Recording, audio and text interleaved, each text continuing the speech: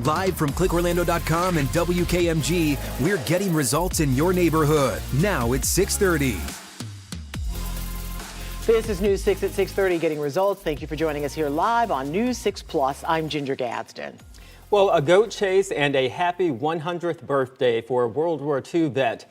But first, let's get to your 7-day forecast. Meteorologist Jonathan Kegas is standing by. And Jonathan, it has been very dry and only a small chance for rain over the next 7 days. Yeah, and that's going to be the theme going forward. That and then the cold air coming in tonight. Some of us going to wake up in the 30s tomorrow. We'll take you neighborhood by neighborhood coming up in about 15 minutes. But it is going to be a cold start to our Saturday. 78 degrees later on in the afternoon tomorrow. So a nice rebound. Otherwise, tons of sunshine, 83 on Sunday, and then we're going to keep that warming trend rolling right on into next week. A few extra clouds by the middle of your work week, and you see it right there. 20% on Monday, 20% on Wednesday. That's your rain chance. That's what I have for you. Again, we could use the rain as our drought situation continues to expand. And as we get deeper into the peak of wildfire season as well, we could really use a drink. We're going to take a look at this 7-day forecast in a little more detail. And again, talk about the big chill, guys, we're going to wake up to tomorrow, coming up in about 15 minutes. We will see you then, Jonathan. Thank you. Well, while thousands of tourists and locals are here enjoying spring break in the happiest place on earth, a man wanted for human trafficking and gang activity was arrested right here in Orlando. Homeland Security, along with Florida law enforcement, made the first arrest under President Trump's Alien Enemies Act. Officials say Franklin Jimenez Braco is a known Venezuelan gang member. Shortly after taking office in January, the president declared that gang as a foreign terrorist organization. Again, he was arrested here in Orlando. The arrest was a collaboration of federal, state, and local law enforcement. Workers in Rockledge are making it clear they are not happy with the closure of Orlando Health's branch hospital in their city. A lot of people were shocked when the Rockledge Hospital suddenly announced its closing. Orlando Health says after years of neglect and costly repairs, it is behind the closure on April 22nd. Frustrations exist for the obvious employment reasons, but healthcare workers are scared of what will happen to their patients. And we saw interviews with them, and they were really concerned that their patients will not be able to get the care that they need after this closure. So yeah, and those patients, who knows what will happen to them and where they will go if this actually happens. Right. So we told you about a pilot program they're trying out at Wekiwa Springs State Park this summer, the one where you need a reservation to get in, even for a day pass. We wanted to know how it's working, and is it so busy that you're already out of options? News 6 reporter Catherine Silver set out to get answers to get you results despite what you may have seen online. If you're planning a visit to Wekiwa Springs State Park this summer, your trip really starts here. Reservations are now required for anyone who wants a day pass to the park northeast of Orlando. We wanted to see if it's working now that this system has been in place for over a week. Online, it looks like it's fully booked through the summer, but is that really the case? We called Wekiwa Springs. I see it shows it's fully booked starting May 21st. It turns out reservations can only be booked so far in advance. You can only book reservations 60 days out. Which means you may need to wait closer to your trip to see the real availability. We drove out to the park Friday to see how popular it was during spring break. There were no passes available for general entry, but there also wasn't a line. That's why the state says they started this reservation system in the first place. This area is pretty lively. I mean, you have the beautiful springs that is right here, and there's a lot of locals, and so it wouldn't surprise me that it's busy. Our News 6 viewers have also been sharing their feedback with us on Facebook. One said, "It's about time. I live in the area and congestion gets ridiculous." Another wrote, "They should do it for weekends only. There's no lines Monday through Friday." And how is it possible there's mixed reaction? Waiting in line at 4 a.m. was ridiculous, and many people would never get a chance to go. I hope Rock Springs follows suit. People do have to really plan out their days if they want to come here. So, I mean, any way to think of an efficient system, I think, is a good way to go. Here's a tip we learned today. If you do want to visit the park this summer and it is fully booked, the state says they'll open up reservations as people leave. You can sign up for notifications. We've put a link for you on clickorlando.com. I'm Catherine Silver, getting results, News 6. I think the reservations are a good idea, especially in the summer. The idea of people sitting in their hot car Yes, waiting to you don't get want in. to show up and figure out you have to wait for a long time. No. I'm not showing up at 4:30 though. Can't do it. All right, let's take a look at what's trending tonight. An appellate judge in California delivered an unusual video dissent. In an 18-minute YouTube video, he held up a gun you see right there and spoke out against his colleague's decision to uphold California's ban on large capacity magazines. He then pulled a half dozen handguns out of a tote bag and disassembled them.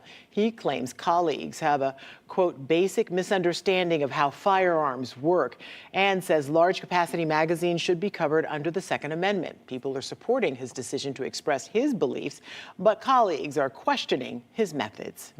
Might be a little extreme. A little. Well, a goat in Akron, that's not LeBron James.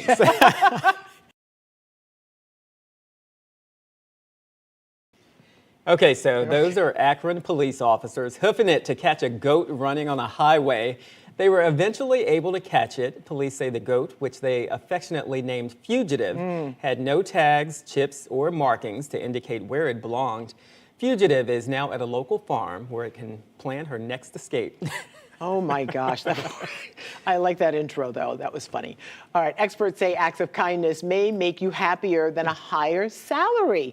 This year's World Happiness Report paid special attention to acts of kindness and people's expectations of their communities. We're talking about acts like donating money, volunteering, and doing a nice thing for a stranger. An expert with Gallup said acts of generosity predict happiness even more than earning a higher salary. And let me just brag on my friend Lewis here for a second. We had lunch today, and Lewis went up before, and it was not just the two of us, a couple of other people. He pays for the whole thing, right? And I'm like, oh my gosh, that's so nice. And you looked me in my eyes at one point today and gave me the nicest compliment, and I received it and I felt it, and it has made my day. Oh my so God, that's an act of kindness, and I love it. But you know what? I think that's why you are so happy, because you are always so kind. So you deserve to get it back. Oh, thank you, Lewis. I appreciate it. You too. I meant every word. Well, it's Central Florida's #1 news website, clickorlando.com, so let's see what's trending. A Florida bill wants to introduce smart living course for schools. If it passes, skills needed to adult life would be added to curriculum starting in 2026. It would be offered in 8th grade and in high school, too. Yeah, the lesson would be practical and teach students about creating personal budgets, managing debt, and how to file a tax return. There's also lessons on home buying process and creating a resume. This is such a great idea. I remember growing up, it was balancing a checkbook. Remember that? A lot of you out there do not, but I do, and still didn't get it down right. So I tried. There you go. And here are some of the other trending stories right now over on clickorlando.com. A Southwest Airlines flight almost took off from a taxiway rather than a runway at Orlando International Airport. It was an air traffic controller that stopped the plane. The crew mistook the surface for a runway. Luckily, no one was hurt. And are these two Florida bridges at risk of collapse? A federal report mentioned them on a list of bridges facing federal investigation. It's tied to that Baltimore bridge collapse, which was almost 1 year ago. He's turning 100 years old, but this tennis player is not keeping score. And with a backhand like this one, woo, he's sharing the secrets to a long and healthy life. But first, early voting begins tomorrow for the special election in Congressional District 6. We're getting results on how you can cast your ballot with convenience. You're watching News 6 at 6:30, live on News 6 Plus. We're getting results in Four Corners, Oak Hill, and all of Central Florida. We'll be right back. Brought to you by your local Toyota dealers. Toyota, let's go places.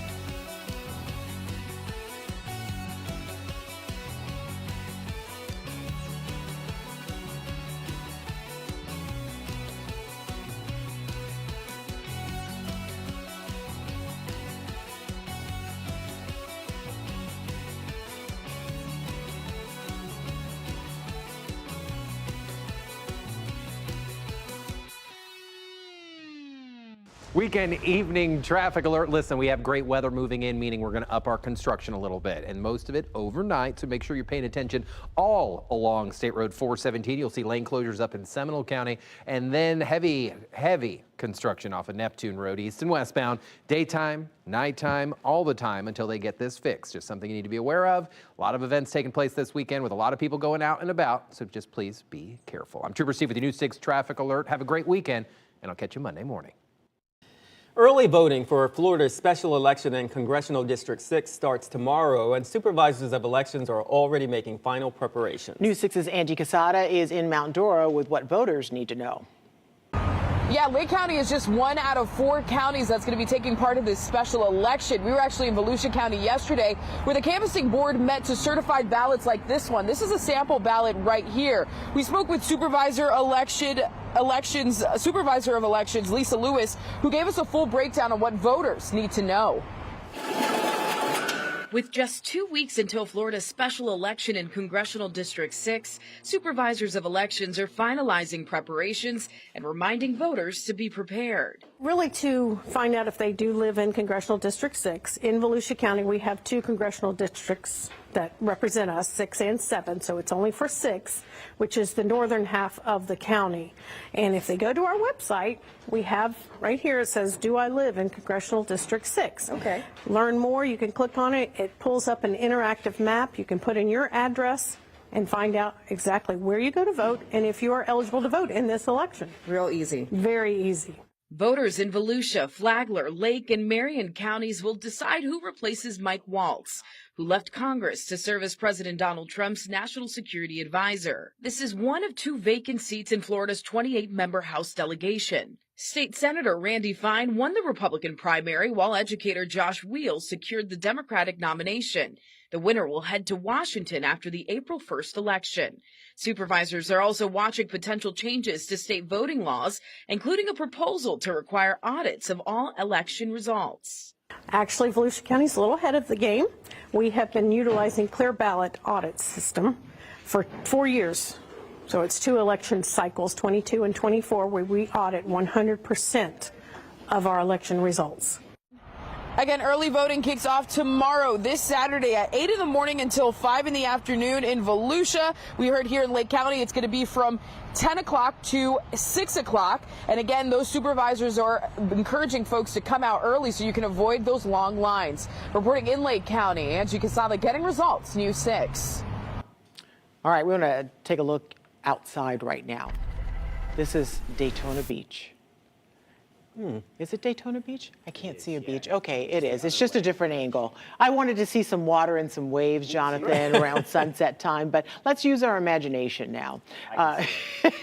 Can you feel it? The weekend is here, and a lot of people are excited. They'll be heading out to the beach, but we have that rip current risk out there. We do. That's going to get a little bit better. It's all relative, though, so watch out for those rip currents. You may see some red flags flying at the beaches tomorrow, but we are going to see that start to come down. The surf is going to get a little more on the calmer side as well. So some positives, but again, there's never not any danger in the ocean, so make sure you're always paying close attention what the lifeguards are telling you to do. Big chunk of high pressure is sliding in, and that's really the reason for all of the improvements. The wind is backing off because of that. The surf is going to start to go back down because of that as well. This is going to be right on top of us by the time we wake up tomorrow morning.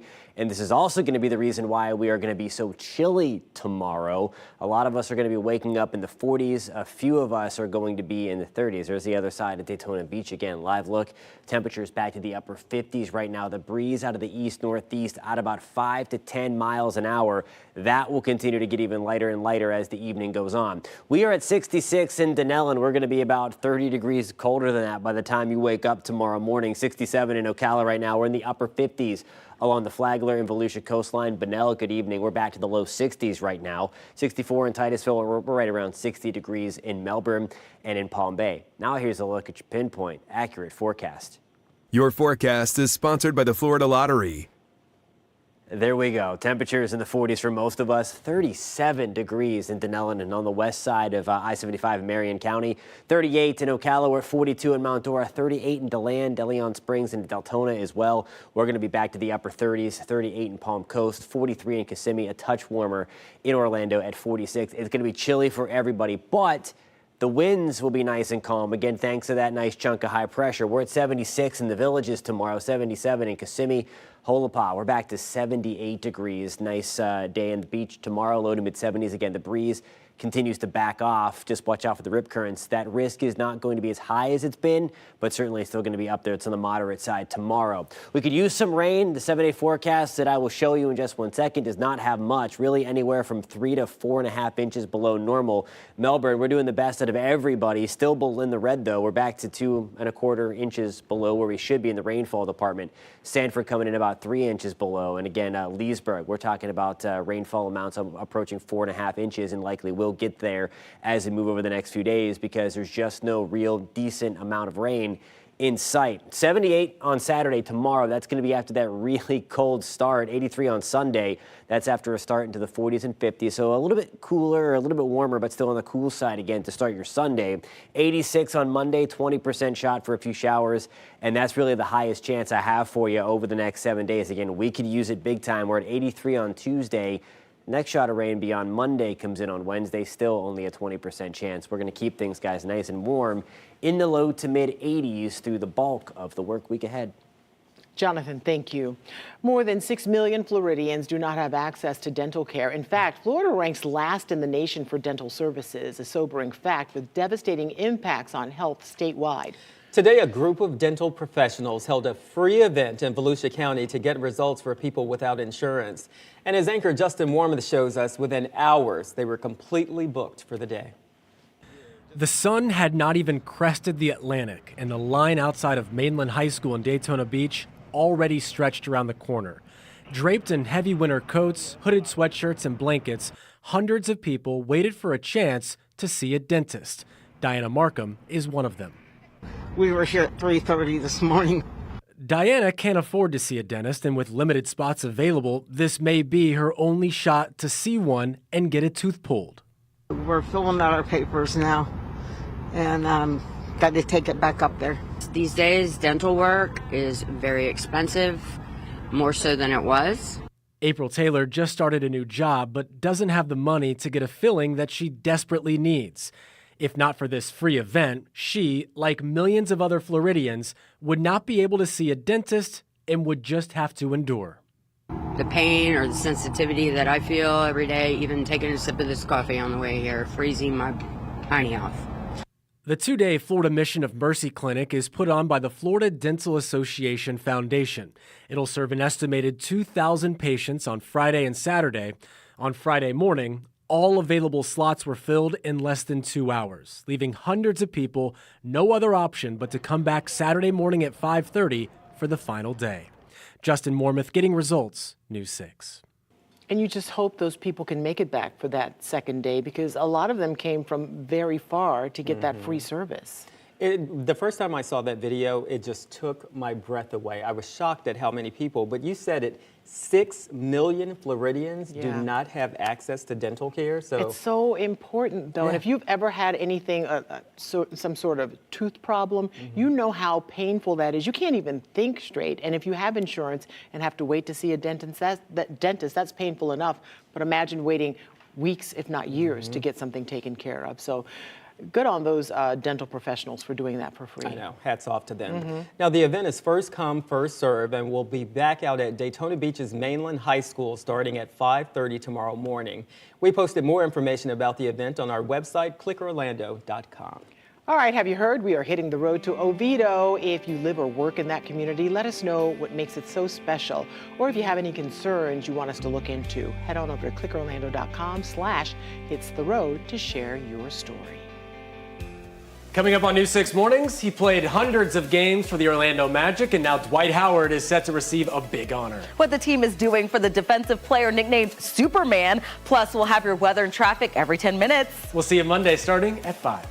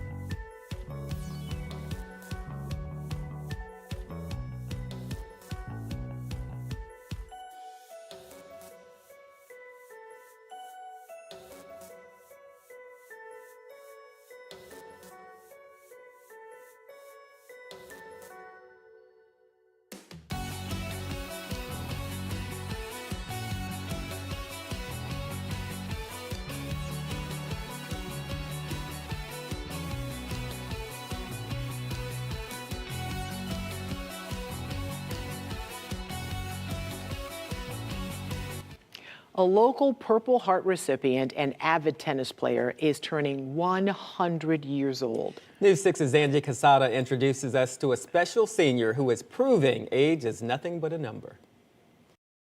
When I heard there was a 100-year-old man who's still hitting the tennis courts 3 times a week, I said I had to see it for myself. So I grabbed a racket and I came out to hit the courts with Milton Chunin, also known as Mike.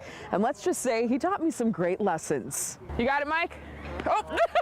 Milton Chunin may have just turned 100, but don't think for a second he's slowing down. What do we got? 3 times a week, he shows up to the Mount Dora tennis courts with the Lincoln Street Senior Friends and shows up everyone else. Ooh, that's a good one, Mike. Ah! That was bad. That was close. I think you're giving me good luck. How does it feel to be turning 100? Oh, just great. I'm enjoying it. Yeah? Yeah. You look great. Oh, I feel good. The truth is, Milton isn't just playing. He's winning. His backhand, sharp. His footwork, surprisingly quick. And his competitive spirit... Mike, make me look good, okay? Unmatched. I'm gonna have to start playing tennis more often. You inspired me. So what's his secret to staying active for a century? Well, to begin with, I had a good wife. We're married 75 years. Wow. Lovely years. Beautiful. So she was a big part of my life. So that's a good part. And I stay active. I like competition. A decorated veteran of World War II and the Korean War, this Navy pilot never let anything slow him down. Just keep active. Just keep doing what you want to do. His skill at playing bridge is also one to behold. And with other activities, he still does not act old. Well, Milton just turned 100 and he just ran circles around me. I think I'm just going to stick to reporting. You're special, Mike. Well, I don't know about that, but I'm enjoying life. Happy birthday. Thank you very much. Absolutely. You added to it. In Mount Dora, Angie Casada getting results, News 6. Picture. 1. Oh my God, I love that story so much. He's good looking, he's humble, he's dedicated. I love that. But he's been moving all these years. I know, he's amazing. 75 years married. Yeah, you know, I 75 just years. want him to have a little friend. I mean, because he probably wants companionship, right? He's out there 3 times a week. He might make some friends. I think he will. I may go out there to meet him. Hey, thank you so much for watching News 6 at 6:30. Stream News 6 online anytime on our News 6 Plus Smart TV app. And remember, we break news on clickorlando.com. See you tonight at 11. Take care.